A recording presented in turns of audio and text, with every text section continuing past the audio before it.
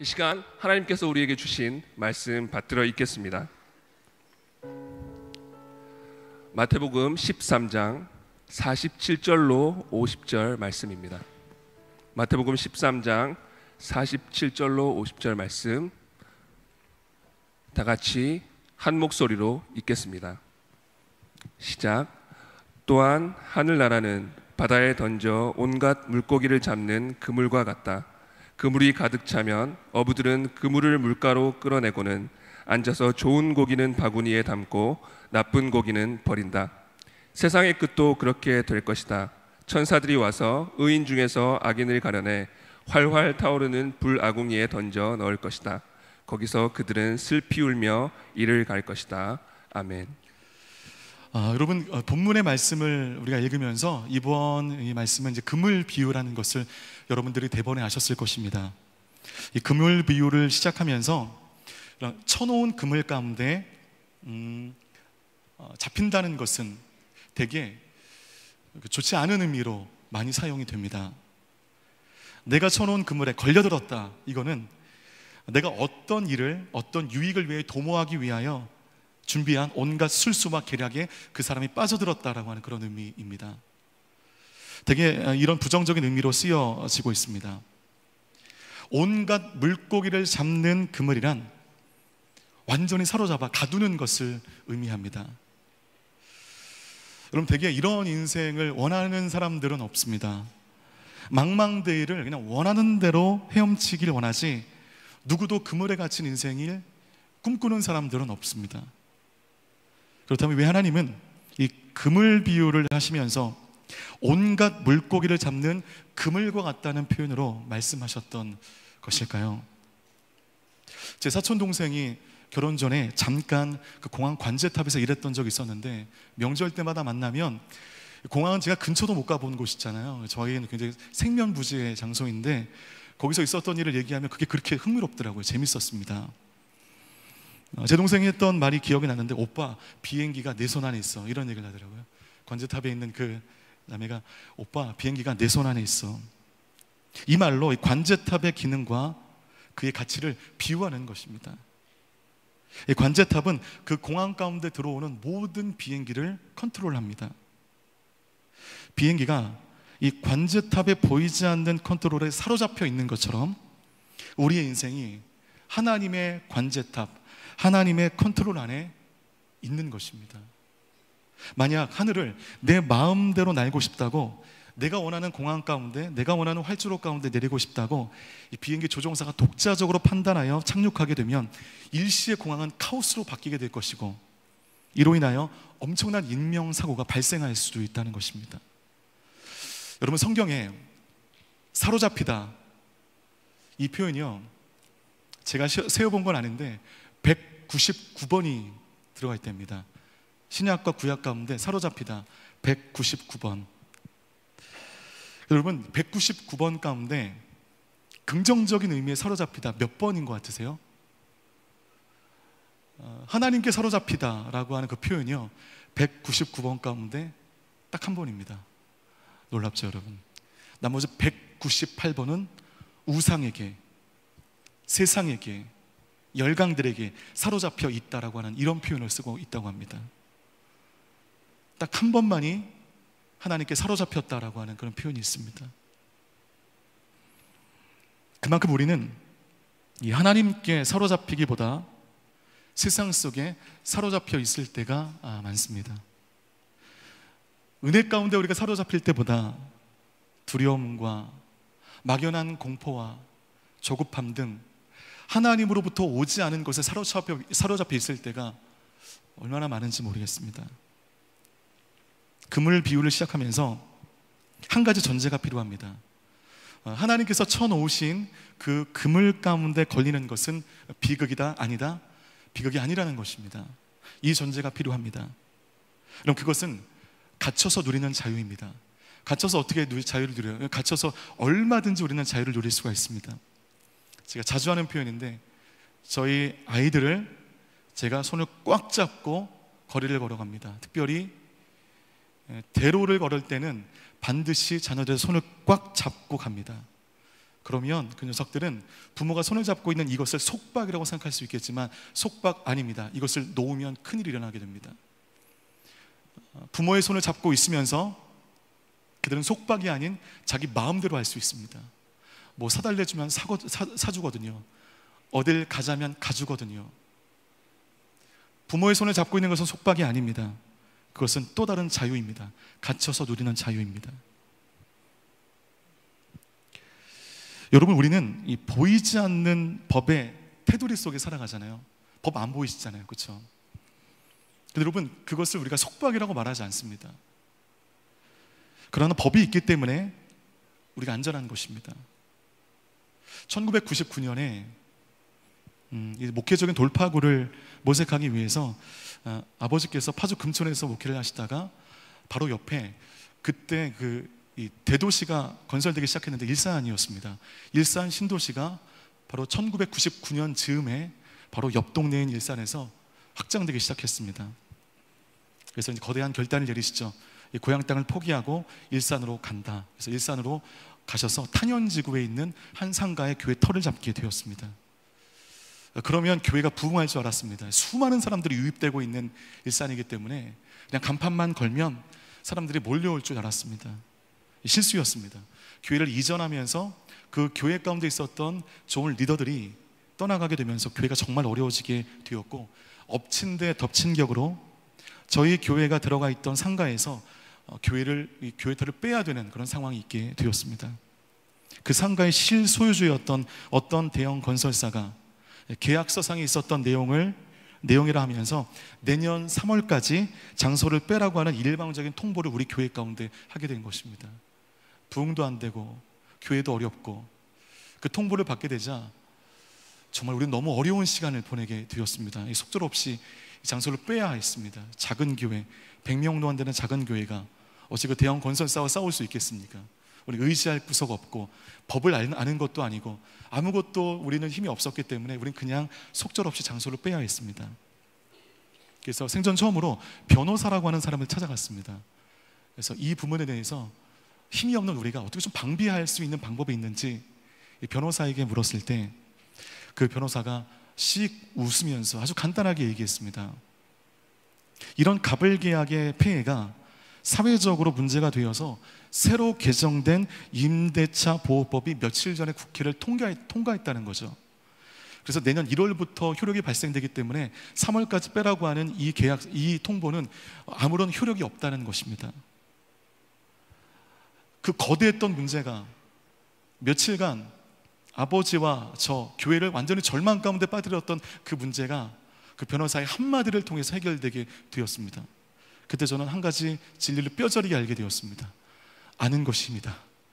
알아야 되겠구나. 공부해야겠구나. 되게 신기하게도 여러분, 그 법의 존재를 아는 순간 그 법이 나를 감싸 주더라고요. 그 법이 존재한다는 것을 아는 순간 그 법이 나를 보호해 주더라고요.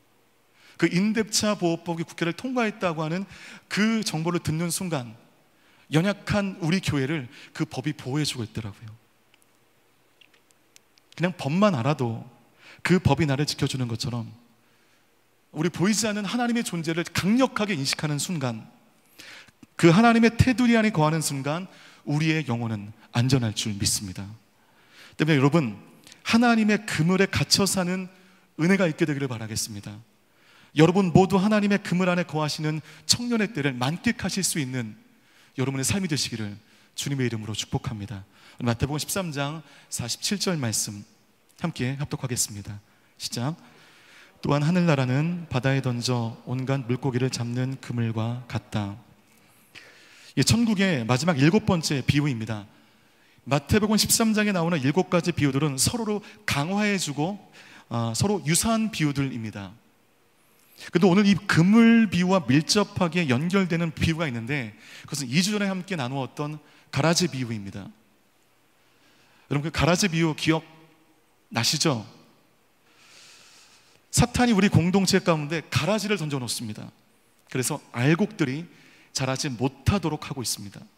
종이 그 가라지를 발견하고 주인님, 이 가라지 뽑을까요? 라고 얘기하자 가만둬라. 그 가라지 뽑다가 알곡까지 뽑겠다. 놔둬라. 이 말했던 것을 기억하실 것입니다. 그러나 마지막 날에는 이 알곡과 가라지를 반드시 구별해 내신다는 것입니다. 인정하기 싫지만 우리의 공동체 안에 이런 가라지들이 없지 않습니다. 있습니다. 더욱이 믿음으로 살려고 몸부림치는 공동체 안에 변장된 여러 가라지들이 독버섯처럼 화려한 모습으로 존재하고 있습니다. 그 가라지들은 가라지로 보이지 않아요. 굉장히 은혜롭게 보이죠. 안정감을 줍니다. 하지만 그 안에는 꿍꿍이 속이 있어요. 그 공동체를 무너뜨리기 위해서 사탄이 심어놓은 가라지들입니다. 그 가라지가 공동체 안에 있습니다. 더욱이 열심히 하려고 기도하려고 하는 공동체 가운데 그 가라지는 변쟁된 모습으로 존재하고 있다는 것입니다. 한국의 많은 교회가 어려움을 겪고 있습니다. 여러 가지 문제로, 교회 안에 있어서는 안 될 문제로 많은 어려움을 겪고 있습니다. 두 가지 이유 때문입니다. 우리 인간의 죄성입니다. 우리 인간의 약함 때문에 한국 교회가 이처럼 어려워지는 것입니다. 두 번째는 가라지가 있기 때문입니다. 사탄이 심어놓은 가라지가 있기 때문에 한국 교회가 교회답지 않은 이 사건으로 말미암아 교회가 무너지고 휘청휘청되는 것입니다. 때문에 그 가라지를 누군가 집중하기보다 그 말씀의 결론은 혹시 그 가라지가 내가 아닌가를 날마다 의심하며 살아가는 사람이 건강한 신앙인임을 함께 나누게 되었던 것 기억하시죠? 그 가라지 비유의 포인트는 끝이 있다는 것입니다. 가라지를 심판할 때가 있다는 것입니다. 마지막 날에는 알곡과 가라지가 분명히 구분된다는 것입니다. 그러면 이게 종말론이라고 하는 것입니다. 여러분 48절에서 50절까지 말씀 함께 읽도록 하겠습니다. 시작. 그물이 차면 어부들은 바구니에 담고 나쁜 고기는 버린다. 세상의 끝도 그렇게 될 것이다. 전사들이 와서 의인 중에서 악인을 가려내 활활 타오르는 불아궁이에 던져 넣을 것이다. 거기서 그들은 슬피 울며 이를 갈 것이다. 여러분, 그물 비유와 가라지 비유의 차이점이 있습니다. 살짝 다른 점이 있습니다. 먼저 같은 점을 얘기해 보라면, 같은 점은 나중에 가라지를 솎아내는 것처럼 다 잡은 후에 마지막에 이 고기가 좋은 고기인지 나쁜 고기인지를 평가해서 이 나쁜 고기는 솎아낸다는 것입니다. 그런 공통점이 있습니다. 알곡은 천국에 보내어지고 가라지는 불쏘시개가 되어 지옥불에 던져지는 것처럼 좋은 고기는 구별되어 천국으로 가고 나쁜 고기는 유기되어 지옥 가운데 버려진다는 것을 보면 가라지 비유와 그물 비유는 서로 의미상 맞닿아 있는 부분들이 많이 있습니다. 여러분, 차이점이 있습니다. 그 차이점을 보실 수 있어야 됩니다. 알곡과 가라지 비유의 또 한 가지 포인트는 가만두었다가 마지막 때 추수할 때 열매를 보고 알곡과 가라지를 구분한다는 것입니다. 그때까지 두는 것입니다. 가만두었다가 나중에 추수할 때 이것이 알곡인지 가라지기를 냉정하게 판별해서 알곡은 천국에, 가라지는 불쏘시개로 보낸다는 것입니다. 여러분, 이것은요 지연된 종말을 의미합니다. 같이요? 뭐라고요? 지연된 종말. 기다리시는 종말이에요. 하나님은 열매를 보고 심판하시는 분이십니다. 얼마나 지연될지 솔직히 기약이 없어요. 시간의 부담이 너무나 많습니다. 그때와 그 시는 우리가 알 수가 없거든요. 언제까지 이 종말이 지연되어질지 우리가 미뤄 짐작할 수도 없습니다. 그런데 오늘 그물 비유를 보십시오. 여러분, 사역이 끝나고 집에 들어가게 되면 11시가 넘게 되는데 그러면 이제 TV를 켜게 되죠. 예나 지금이나 저희는 EBS에 고정되어 있거든요. 11시 이후에는요 다큐 프로그램들이 많이 방송이 됩니다. 제가 좋아하는 다큐 프로그램이 그 바다에서 물고기 잡는 겁니다. 그렇게 재밌어요. 물고기를 잡는 어부들에게는 그게 되게 힘든 일인데 TV를 통해 보는 저는요 너무 재밌는 거죠. 완전히 몰입해서 그 광경을 봅니다. 물고기를 그물에서 잡으면 그 물고기는요 바로 어디로 가는지 아십니까? 얼음으로 가요. 신선함을 유지하기 위해서입니다. 그리고 조업이 끝나게 되면 재빨리 항구로 들어가 빨리 분류 작업을 하고 중간 상인에게 팔아버리는 것입니다. 그것이 채 반나절이 걸리지 않습니다. 몇 시간이 걸리지 않습니다. 속도를 내어야 신선함이 유지가 되어서 더 높은 가격을 받을 수 있기 때문에 이건 시간 싸움입니다. 빨리 얼음에 넣고 빨리 항구에 정박해서 빨리 분류하고 이걸 중간상인에게 보내버리는 것입니다. 시간 자체가 달라요. 그물비유의 사건의 타이밍은 매우 짧습니다. 가라지 비유는 기약이 없는데 이 그물비유는 기약이 있습니다. 타이밍이 매우 빠릅니다. 이것을 여러분 임박한 종말이라고 합니다. 여러분 종말하면 설교 듣기 되게 마음이 캥기시고요, 부담스럽고 아마 피부하러 별로 안 와닿아서 오늘 설교 되게 재미없을 것 같고요, 끝나고 개수해 보면 오늘 많이 안 오셨을 것 같아요. 우리가 이 예배 이미지 항상 나가잖아요. 종말이야? 재미없겠네. 그냥 안 오시는 분들 혹시 있을지도 모르겠습니다. 왜냐하면 종말은 애써 외면하고 싶은 부담스러운 주제일 뿐더러 과거 사람들을 미혹했던 이단의 전유물이었기 때문에 이 종말을 언급한다는 자체가 부담이 되기 때문입니다. 아직은 종말이 다가오지 않았고 멀리 남았다고 하는 어떤 심정적인 긴박성이 없기 때문에 이 종말론에 대한 설교는, 종말에 대한 설교는 별로 피부로 와닿았습니다. 여러분, 그런데 그렇지 않아요. 우리에게는 임박한 종말이 날마다 우리에게 다가오고 있다는 것입니다. 지연된 종말을 믿는 사람들은 되게 삶이 느긋합니다.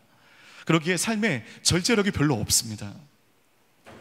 누릴 것 다 누리고 즐길 것 다 즐기고 하면서 그렇게 살아갑니다. 여러분, 그것이 악한 것은 아니지만 이 무절제한 삶 속에 우리의 신앙이 균열되기 마련인데 바로 그것이 문제의 심각성이 있는 것입니다. 나도 모르게 화인 맞은 심령이 되어서 나의 심령이 균열되어지고 나의 믿음이 무너질 때가 있다는 것입니다. 매일매일 삶 속에 종말론적인 신앙관을 갖지 않고 우리는 살아가기 일쑤입니다. 혹시나 나에게는 제외된 종말이다, 이 종말은 나에게는 별로 해당되어지는 게 아니다, 이렇게 생각하면서 필요 이상으로 느긋하게 세상을 즐길 대로 즐기며 세상의 걱정과 세상의 유의에만 몰두하고 있는 청년들이 계신다면 오늘 이 그물비유가 여러분의 느긋한 삶 가운데 다시 한번 신앙의 경각심을 주는 그 말씀이 되었으면 좋겠습니다. 하나님은 사랑의 하나님이시지만, 인내하고 기다려주시지만 그것으로 인해 여러분의 삶이 루즈해지고 나태하게 만들어졌다면 오늘 이 본문의 이 비유 꽉 붙들고 사셔야 돼요. 이제 임박한 종말이 내 안에 있다라고 여러분 생각하시고 그 말씀 붙들고 매일매일 말씀 가운데 나를 점검하시지 않으면 도둑처럼 다가온 그 종말의 날 가운데 우리는 살아날 방도가 없다는 것입니다. 반나절도 안 남았다. 이제 곧 이 날은 다가온다. 하나님은 좋은 고기와 나쁜 고기를 분류하실 것이다. 추수할 날에 알곡과 가라지를 분류하실 것이다. 그때 하나님은 더 이상 관대하지 않으실 것이다. 그때 하나님은 냉정하게 그 가라지들을 불쏘시개 되어 불에 던져버리실 것이다.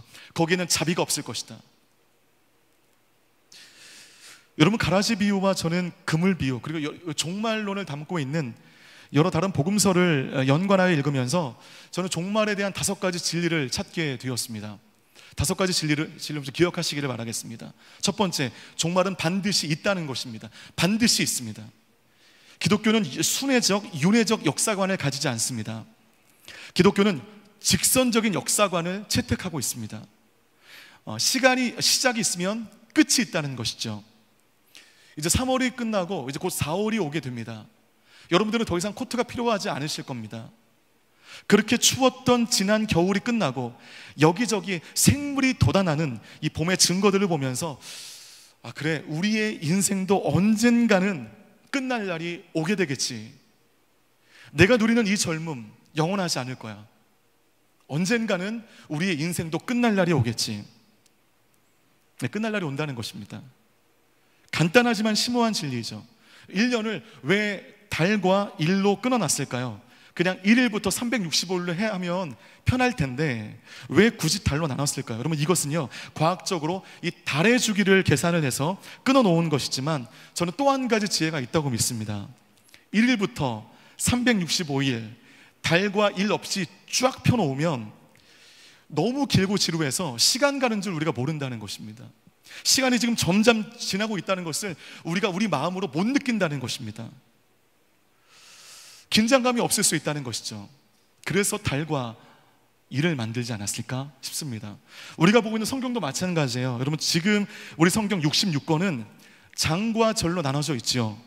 근데 여러분, 원래 성경은 장과 절이 나누어 있지 않았습니다. 성경 각 권당 장을 나눈 사람은 13세기의 성공의 캔터베리 대주교였던 스티븐 랭턴이라는 사람이 처음으로 장을 나누게 되었습니다. 그 마음 알 것 같아요. 성경 읽다가 밥을 먹고 왔는데 어딘지 모르면 처음부터 다시 읽어야 되잖아요. 여러분들이 그 새해 그러시잖아요. 창세기부터 시작해서 레위기를 못 넘지 않습니까? 그러면 다시 처음부터 읽어야 되는 거예요. 이게 반복되니까 이거 화가 났겠죠. 아니, 뭔가 이게 나누어지게 되면 밥 먹고 오면 거기서부터 읽으면 되지 않을까? 제 추측입니다. 이건 역사적 근거는 없고요. 이 사람이 처음으로 장을 구분했습니다. 그리고 절을 나눈 사람은요, 로베르 에스티엔이라고 하는 사람인데 16세기 중반의 성경학자 겸 재미있는 것은 인쇄업자였습니다.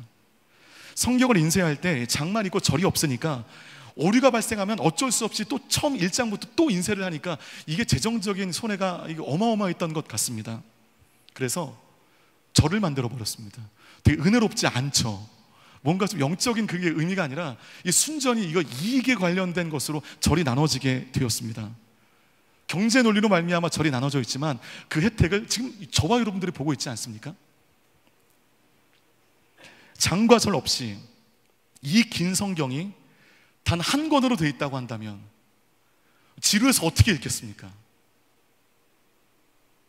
무슨 일을 할 수가 없습니다. 그냥 읽어야 되는, 끝까지. 잊어버리면 처음부터 또 읽어야 되니까. 달력에 월이 있는 것처럼, 성경에 장과 절이 있는 것처럼, 월의 끝이 있고 책의 끝이 있는 것처럼 저와 여러분의 인생 가운데도 끝이 있다는 것입니다. 이것을 기억하고 이것을 아는 것은 지혜입니다. 우리의 삶을 절제할 수 있는 지혜인 것입니다. 두 번째, 때와 기한은 아무도 모른다는 것입니다. 때와 기한을 안다라고 하는 그 공동체가 있다면 그거 반드시 이단입니다.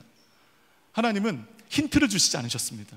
때와 기한은 너희들의 소관이 아니야. 이건 나의 소관이야. 이것이 하나님의 명백한 논리입니다. 성경은 종말을 이야기하면서 덫과 같이 임한다고 말하고 있습니다. 덫은요, 빤히 예상되어지는 것에 덫이 있으면 그 덫 아닙니다. 진짜로 예상할 수 없는 곳에 있는 것이 덫입니다. 상상할 수 없는 곳에 예고 없이 다가오는 것이 덫인데, 종말은 바로 그 덫처럼 다가온다는 것입니다. 넉넉히 있다가 준비하지 못하면 예상하지 못했던 시기 가운데 그 덫이 임하는 것처럼 우리 종말이 다가온다는 것입니다. 세 번째는 우리가 때와 기한은 알 수 없지만 징조 정도는 알 수 있다는 것입니다. 사전 징조가 있다고 말씀하는 거죠. 여러분, 감기 걸릴 때 증상이 있지 않습니까? 재채기가 심하게 나면 그 감기가 걸린 거잖아요. 저게 감기가 왔다는 증상입니다.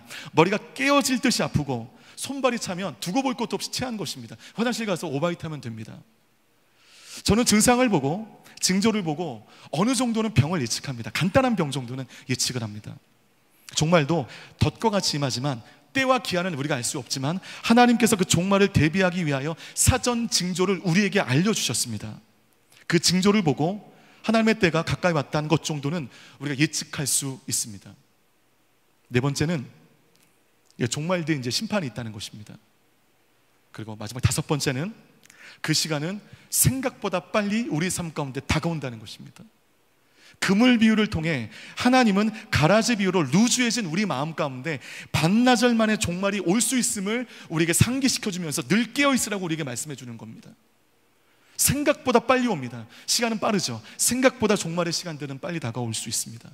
우리의 젊음이 생각보다 지금 빨리 지나가고 있는 것처럼 우리 앞에 보장된 시간도 생각보다 빨리 끝날 수 있음을 경각심을 가지고 인식하는 순간 우리는 무절제했던 삶을 다시 한번 정돈하고 하나님이 원하시는 삶으로 회개하는 은혜가 있게 된다는 것입니다. 자, 여러분, 종말의 5가지 진리를 나눴습니다. 첫 번째 뭐죠? 종말은 반드시 온다. 두 번째, 때와 기한은 아무도 모른다. 때와 기한은 알지 못하지만 세 번째, 반드시 징조가 있다. 네 번째, 종말 뒤에는 반드시 심판이 있다. 다섯 번째, 그 종말의 시간은 생각보다 빨리 우리에게 다가온다. 여러분 모두 동의하실 텐데, 그러면 이 5가지의 건강한 종말론을 가지고 살았을 때 우리에게 주어지는 유익이 딱 생각했을 때 2가지가 있습니다. 첫 번째, 종말론적인 삶을 살 때 얻는 유익은요, 우리의 삶의 목적이 매우 분명해진다는 것입니다. 이건 정확합니다. 100세 인생이기 때문에 노후를 면밀하게 준비하는 것이 삶의 필수가 되고 있습니다. 저도 노후에 지인들에게 패기치지 않으려고 젊은 날부터 저의 형편이 주어지는 한도 내에서 노후를 별거 아니지만 준비하고 있습니다. 각종 연금 들고 있고요, 그리고 보험 들고 있습니다. 그러면서 저희 노후를 준비하고 있습니다. 저를 포함한 세상의 많은 사람들은 그렇게 다가올 노후에 대해서 정확하게 인식하면서 노후를 면밀하게 준비하시지만, 그러나 우리 영혼을 준비하는 일에는 그만큼 힘을 기울이지 않는 것 같아 보입니다. 이건 저에게도 적용되는 이야기입니다. 그 종말이 우리가 피부로 와닿기 때문입니다. 언제 오실지, 곧 오신다는 2000년이 지났잖아요. 언제 오실지 모르는 겁니다. 우리 인생 가운데 오시겠어? 나의 다음 년생, 내가 인생이 끝났을 때 그 이후로 오시겠지. 그러한 근거 없는 믿음이 우리 마음 가운데 있어 우리의 영혼을 준비하지 못한다는 것입니다. 여러분의 삶의 목적이 오래 사는 것 아니죠. 그냥 오래 사는 것이 목적은 아닐 겁니다. 저와 여러분, 오늘 돌아가셔도 세상은 굴러갑니다. 왜냐하면 세상의 주관자이신 하나님이 살아계시기 때문입니다. 그러나 그럼에도 불구하고 우리가 살아있는 이유가 무엇인가? 생리학적으로 생명 연장의 본능 때문인가? 아니라는 것입니다.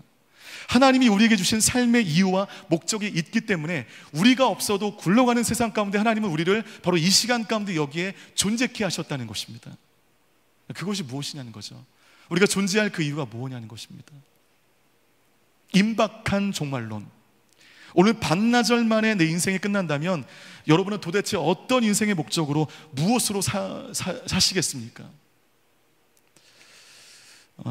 저는 몇 년 전만 해도 명확한 비전을 붙들고 살던 사람이었습니다. 도시 속에 청년 목회하는 것이 저희 비전이었었거든요. 도시 속에 살고 있는 청년들과 함께 살아가고 그들을 섬기고 함께 예비하고, 이것이 저의 비전이었습니다. 하나님께서 다행히 그 꿈을 이루어 주셨고 저는 횟수로 5년째 그 비전 안에 살아가고 있습니다. 쉽지 않지만, 정말 쉽지 않지만 그래도 정말 즐겁고 보람있게 살고 있는 것은 제가 꿈꾸었던 그 비전이기 때문입니다.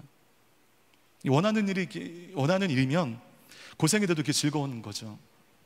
그래서 얼마 전부터 제 삶 가운데 커다란 변화가 생겼다는 것을 알게 되었습니다.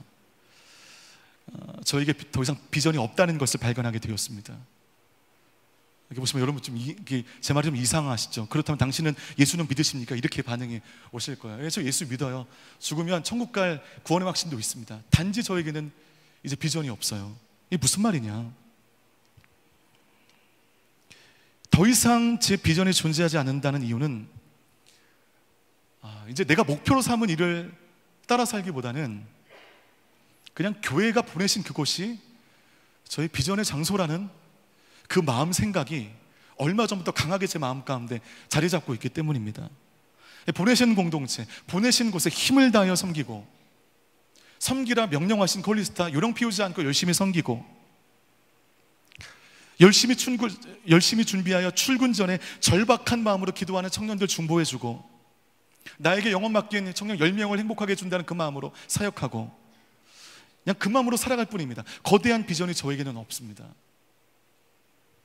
그러다가 하나님이 언젠가 모르지만 터를 옮기시면 그냥 하나님의 구름기둥 불기둥 따라 바로 그 자리가 저의 비전이 되는 것입니다. 제 비전은 하나님의 구름기둥과 불기둥 속에 얼마든지 변화될 수 있음을 깨달은 것이 별로 얼마 되지 않습니다. 저는 비전이 없는 사람입니다.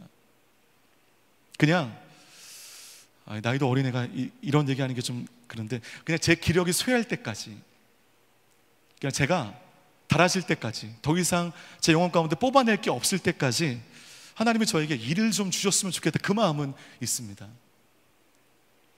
거동이 불편할 때까지, 지팡이를 쥐고 살 때까지 청년사역하고 싶지는 않아요.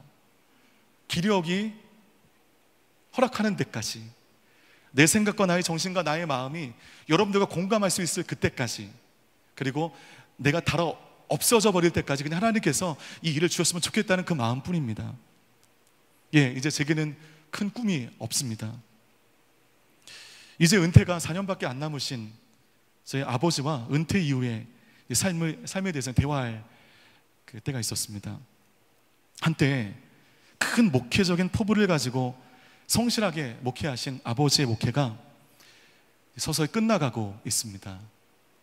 89년 개척하셔서 지금까지 30년간 한 교회만을 위해 여러 번의 위기와 여러 번의 시행착오에도 하나님 앞에 담당하실 수 있는 성실함과 신실함으로 사역하셨던 아버지의 목회적인 황혼기 앞에서 더 이상 아버지는 더 이상 욕심 부리지 않고 그냥 좋은 교육자가 와서 이 교회가 그냥 그 명맥을 유지했으면 좋겠다, 이것이 남은 꿈이다라고 말씀하셨습니다.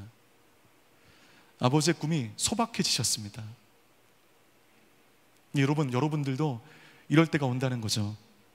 위대한 일, 큰 꿈을 꾸실 텐데 여러분이 사라져버린다고 하나님의 일 지장받지 않습니다. 제가 어제와 오늘 포항에 있는 포항 성결교회에 청년 공동체 수련회 설교하고 오늘 오자마자 오늘 예배 올라온 거거든요. 거기가 지금 되게 어려운 상황인데 의미 있게 지금 어렵습니다. 이번 1월에 교회가 분립개척을 한 겁니다. 함께 동역하던 부목사님을 보내어서 건물을 사서 교회를 개척하게 해주어서 이 분립개척하면서 청년교회 보석 같은 약 50여 명의 리더들이 통으로 옮긴 겁니다. 그러니까 빈자리가 너무 큰 거죠.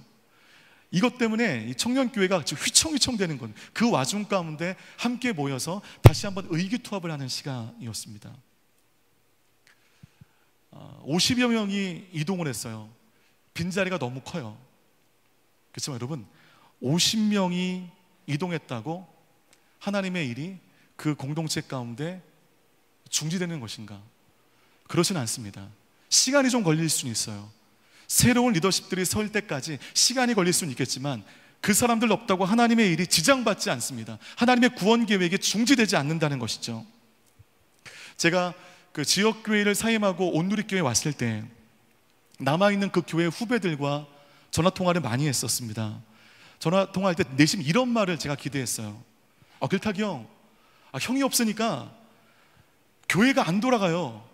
형 돌아오세요. 형의 빈자리가 이게 큰 줄 몰랐어요. 제가 이 말을 기대했었거든요.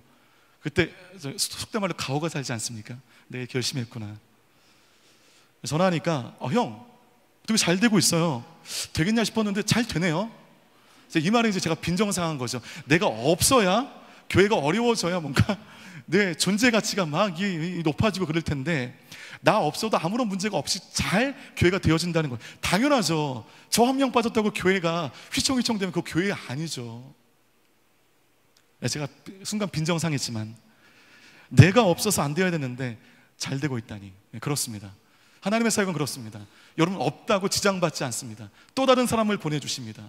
그냥 주셨을 때, 그 기회를 주셨을 때, 그 자리를 주셨을 때 감사함으로 아멘하고 그냥 감당하는 것입니다. 그럼 우리는 착각하지 말고 나에게 맡겨주신 일을 형편없는 땅에서 보화를 발견하는 그 마음으로 감당하고 이 공로가 나에게 있다라고 얘기하지 않는 것입니다. 특별히 여러분 청년회 때 섬기는 이 모든 사역들은요, 이 한계가 분명히 있습니다. 우리에게 젊음이 있는 동안만 감당할 수 있는 일들입니다.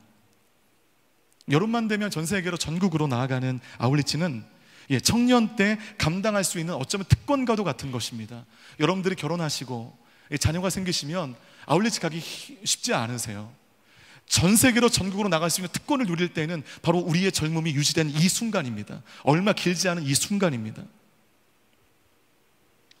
여러분이 임박한 종말이 되면 우리의 삶의 목적이 바꿔질 수밖에 없다는 것입니다.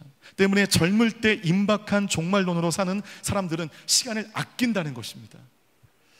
흥청망청 사용하지 않습니다. 규모 있는 시간과 인생을 살며 지혜로운 삶을 살아가게 된다는 것입니다. 두 번째, 첫 번째는 삶의 목적이 매우 분명해진다는 것이고요. 두 번째는 삶이 비슷한 얘기인데 단순해진다는 것입니다. 되게 단순합니다.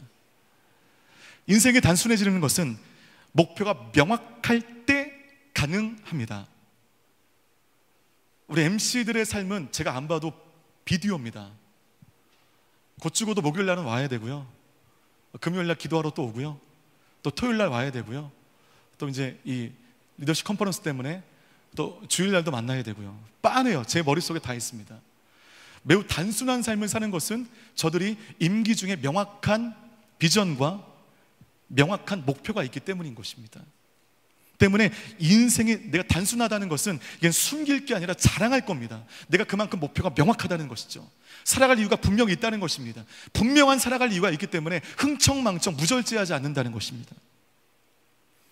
목표가 명확하기 때문에 인생을 다른 곳에 허비하지 않는다는 것입니다. 우리 마태복음 13장 48절 말씀 함께 읽도록 하겠습니다. 시작. 어부들은 그물을 물가로 끌어내고는 앉아서 좋은 고기는 바구니에 담고 나쁜 고기는 버린다. 오늘 48절의 말씀을 보면 좋은 고기와 나쁜 고기를 구분한다라고 하는 구절이 있습니다. 그렇다면 여러분, 그물에 걸린 고기 중에 좋은 고기와 나쁜 고기, 그 기준이 무엇일까요? 어떤 고기를 좋은 고기라고 하고 어떤 고기를 나쁜 고기라고 할까요, 여러분? 간단합니다. 먹을 수 있는 고기가 좋은 고기이고 먹을 수 없는 고기가 나쁜 고기입니다. 명확하죠, 여러분? 바로 먹을 수 있는 고기, 좋은 고기, 먹을 수 없는 고기, 나쁜 고기, 요거를 인식하셔야 돼요. 물고기가 위대한 일을 하고 물고기가 한 업적과 사역을 구분하는 것이 아니라 단지 물고기 자체를 보고 먹을 수 있는 고기, 먹을 수 없는 고기를 구분한다는 거죠. 이 어부는요, 이 물고기가 지금 망망대해 어디를 갔다 왔느냐, 어떤 업적이 있느냐 아무런 상관없습니다. 단지 먹을 수 있으면 좋은 고기가 되는 거예요. 우리가 마지막 날에 하나님 앞에서 하나님을 위해서 우리가 무슨 업적을 쌓았냐라고 보고 하나님이 여러분을 평가하지 않으신다는 것입니다. CDC 했냐, 비전 통독했냐, 리더십 몇 년 했냐, 이것을 두고 여러분 좋은 고기네, 나쁜 고기야 구분하지 않으신다는 것입니다. 하나님은 여러분 자체를 보고 구분하신다는 거예요. 여러분 업적, 여러분 믿음의 연수 다 제하여 버리고 그냥 여러분만 보고 여러분 존재만을 보면서 평가하신다는 것입니다. 바로 그 자체 안에, 우리 자체 안에 예수 그리스도가 계시고 여러분 자체가 누구냐가 중요하다는 것이죠. 어떤 업적이 있느냐, 이것이 중요한 게 아니라 여러분이 누구냐, 이것이 중요하다는 것입니다. 99년 전도사 시추를 받은 이후에 지금 횟수로 20년째 교육자로 살고 있습니다. 지긋지긋하죠, 여러분. 20년째 사역을 하면서 항상 제 안에 조바심이 있는데요, 하나님이 저에게 꼭 이렇게 물으실 것 같다는 그런 마음의 조바심이었습니다. 너 나를 위해 무슨 일을 했냐? 너 나를 위해서 어떤 일을 하고 있느냐? 여러분, 이 문제, 이 질문에 대답할 수 있어야 한다고 생각해서 조금 더 큰 교회에서 조금 더 많은 일을 조금 더 많이 하는 것이 사역자가 추구해야 할 가장 중요한 덕목이라고 믿고 오랫동안 살아왔습니다. 그래서 저는 그냥 성실하게 주어진 일을 감당하면서 여기까지 왔습니다.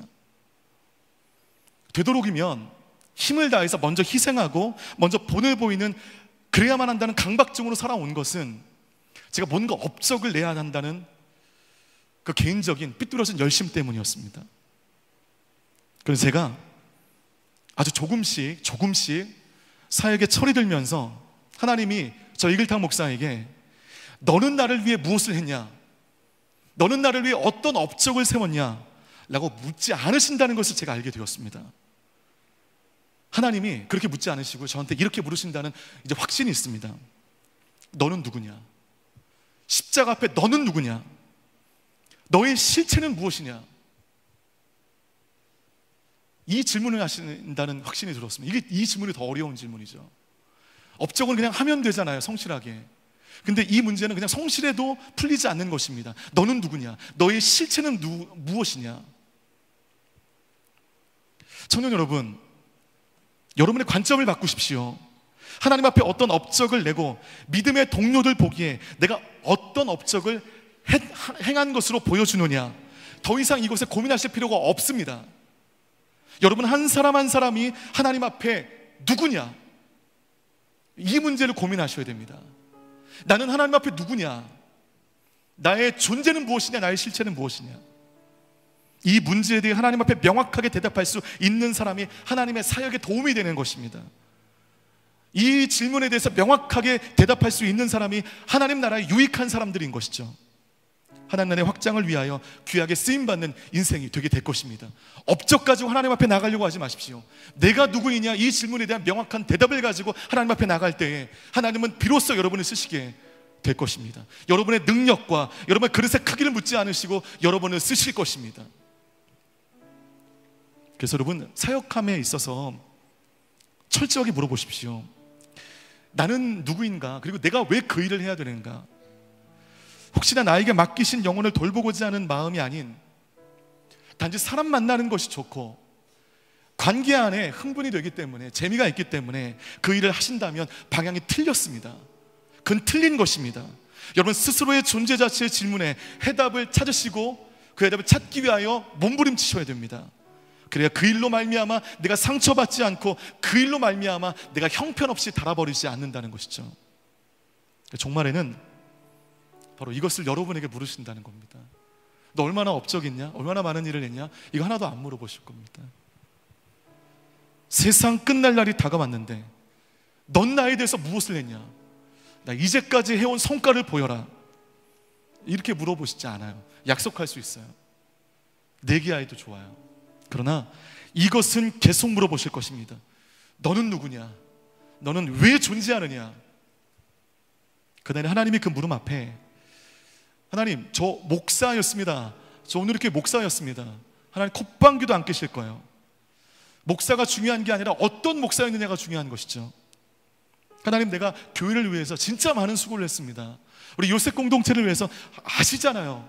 진짜 많은 일을 했습니다. 그러면 주님께서 다시 물으실 것입니다.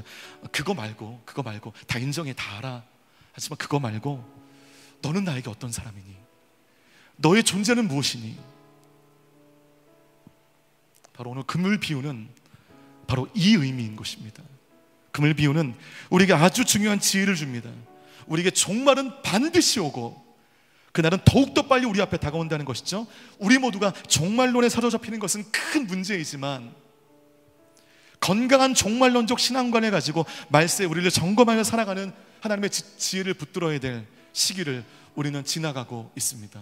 이 종말의 때 여러분, 업적을 가지고 하나님 앞에 나가려고 하지 마시고 여러분의 존재를 가지고 하나님 앞에 나가십시오. 여러분이 누구인지, 여러분들 왜 존재하고 있는지 이 문제에 대한 명확한 대답을 내리실 때 여러분 모두는 하나님 나라의 귀한 확장에 귀하게 쓰임받는 하나님의 일꾼이 되게 될 줄 믿습니다.